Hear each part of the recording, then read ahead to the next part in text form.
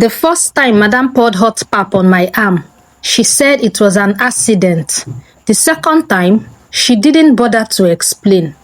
I was 12 when my uncle brought me from the village to help his wife in the city. My parents couldn't feed all of us, and Madam promised she would send me to school. On the day I arrived, she gave me a faded dress and a pair of rubber slippers. That was the only thing I got from her in 3 years. Life in that house was like a prison. I woke up before everyone else to fetch water, sweep the compound, wash clothes, and cook breakfast for the entire family. Her children slept like king and queen and woke up whenever they wanted. If the food was too salty, Madam would beat me.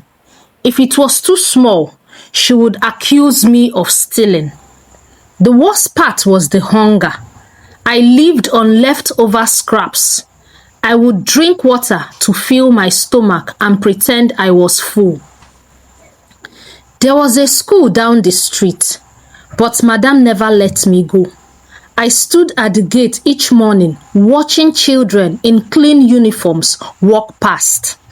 One day, I broke a plate while washing. Madam chased me around the compound with a pestle. My uncle just sat in the living room watching TV, saying nothing. I never had a moment of peace or rest. There was always something extra for me to do. I hawked bread while my cousins and other children were at school. Any day I came back with bread remaining in my tray, I would get the beating of my life along with starvation. Everything changed the day a new neighbor moved in. Auntie Bosse. She saw me washing clothes in the rain and asked why I wasn't in school. At first, I stayed quiet. But one day, when Madam traveled, I told her everything. The beatings, the hunger, the broken promise. They never let me talk to my family. The only time I did, they surrounded me like vultures surrounded a dead animal. I had to pretend and lie I was fine. Whenever she noticed no one was at home, she would sneak food to me. At first, I was scared of eating, but she reassured me it was okay, and so I would eat. I would eat the food standing, hurriedly, with eyes darting from one end of the compound to the other, especially at the gate. I never dared enter her house for fear my madam would return and not find me around. One day, the compound gate opened and Auntie Bosse, 2 women and a man in police uniform walked in. They said they were from social welfare. They told me to pack my things. At first, I was scared, but with Auntie Bosse, I felt safe and protected. I asked where they wanted to take me, and they said to a better place. A better place? I asked. At that moment, I would give even my finger to leave that house. I had only my faded dress Madam gave me, and 3 others I came with to that house. Slippers and a nylon bag with my name written in biro. No one was at home, just me and the mountain of house chores as my companions. I was taken to a children's home. For the first time, I had a bed, regular meals, and people who cared. They put me in school. I worked hard. I wanted to prove everyone who called me useless wrong. My family was contacted and my mom came to see me in the home. She wanted to take me back home, but I remembered the poor situation in my family, and I knew staying back, I had a chance and was determined to make a difference. I told her not to worry, that I was fine. Whatever happened to my uncle and Madam after I left, I didn't care to know. I asked my family not to tell me anything about them. I wanted to forget that chapter of my life, but it was always with me like the hairs on my skin. Years later, I graduated as the best student in my secondary school. A charity sponsored my university education. I studied law. On the day I was called to bar, my family was present. Tears flowed like a running tap, but I knew they were tears of joy. Life went on. I was employed by one of the prominent law firms in the country.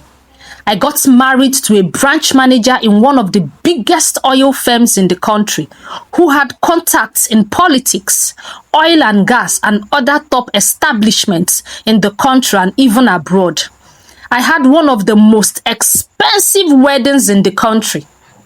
Later on, with the help of my husband, I opened my own law firm. Finally, I was happy. But why did I still feel something was missing? There was a hole, a deep hole. I didn't hear from my uncle or his wife for years. Then one day, I heard the news. They had fallen on hard times. My uncle lost his job. My aunt became seriously ill. Their daughter, Tochi, dropped out of university, got married as a second wife to a rich man who already had grown-up kids. The first wife and her kids made life a living hell for her, so she ran back to her father's house with her only daughter. The man didn't care. He didn't even beg her.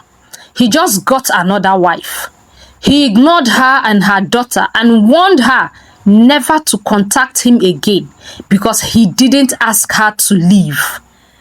And their only son, Jidenna, after moving from one university to another, unable to complete any, decided to drop out and started selling all the properties his father had, lands, cars, and even the lands in the village, spending them in nightclubs, girls, and living the big life. One day, Jidenna was arrested. The charges were serious. People said he might be sentenced to death. In one of the nightclubs, fights broke out between Jidenna and the son of a top politician. Jidenna didn't mean to kill him, but he fell, hit his head, and died instantly. I felt nothing, neither sympathy nor joy, just nothing. My emotions towards them were just turned off. Then one day, I opened my office reception door and saw them sitting, hunched, looking defeated, helpless. My uncle and madam. At first, I was shocked. They looked older, thinner, unrecognizable, and nothing like the people I remembered. Madam's voice shook as she begged me to forgive them and help save her son. My uncle couldn't meet my eyes. Turned out they couldn't afford even the cheapest lawyer. Even those who offered pro bono services turned them down. The victim's father made sure of that. According to them, everyone they met refused helping them. At first, I refused. I remembered the hot pap, the beatings, the hunger, the stolen years. I told them I couldn't help and ordered them to leave. But they came back again and again and again, week after week, begging, crying, kneeling, apologizing. Madam even told me, through her tears, that she never thought I would become anything in life, that she was ashamed of what they had done. Someone told them about me and the many pro bono cases I have handled, completely free of charge. How even the best lawyers were afraid of working against me in court. My husband's influence, everything. They had no other choice. They reached out to my mom, who called me and asked me to let go. By forgiving them, I was setting myself free. I was the victor, not the vanquished. I held all the cards, but should play them wisely. Helping them didn't mean I was weak or soft. It meant I would be free, unbound, and healed, not broken and lost.